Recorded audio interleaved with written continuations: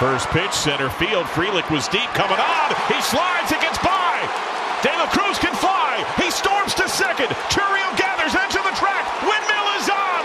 Relay to the plate. De La Cruz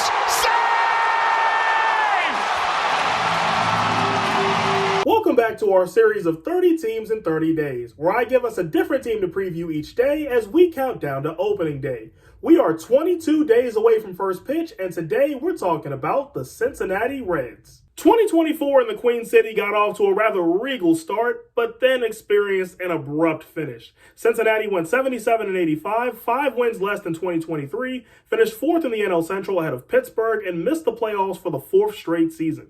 And over the offseason, a handful of players left the shores of the Ohio, like Jonathan India to Kansas City, Buck Farmer to Atlanta, and Tucker Barnhart to Texas. But the Reds got busy this offseason. They picked up Gavin Lux from LA, Brady Singer from Kansas City, Austin Hayes from Philadelphia, among a couple others. Now let's talk about the Reds farm system. For the sake of continuity, I will be using MLB Pipeline's rankings throughout this series and updating them when the new rankings come out. Pipeline currently ranks the Reds farm system 14th overall, and they have 5 prospects in the top 100. Edwin Arroyo at 91, Cam Collier at 90, Sal Stewart at 83, Rhett Lauder at 35, and their top prospect Chase Burns ranks in at 26. And to finish it off, Cincinnati has the 9th pick in the MLB draft. According to RotoChamp, here's the Reds' projected opening day lineup as they take on the San Francisco Giants. Starting rotation is also included. Those will both be on your screen now. This Reds team, led by manager Terry Francona in his first season in Cincinnati, is a fairly inexpensive bunch just inside the bottom 10 in payroll, and also a fairly young bunch just outside the bottom 10 in average age. There's also a good amount of power and speed in this lineup, and this starting rotation has the potential to be dangerous. My big question for the Reds is, can they stay healthy? For this Reds team, the sky is the limit. They can easily be the type of team nobody wants to see in the playoffs. But that doesn't happen if they don't stay healthy. Last year, Cincinnati, as previously stated, was good at first, but then derailed by injuries to Hunter Green, Nick Lodolo, and a couple others.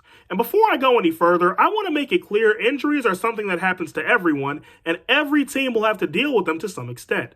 But some teams are better equipped to handle them than others are. For the Reds, the situation is clear if you ask me.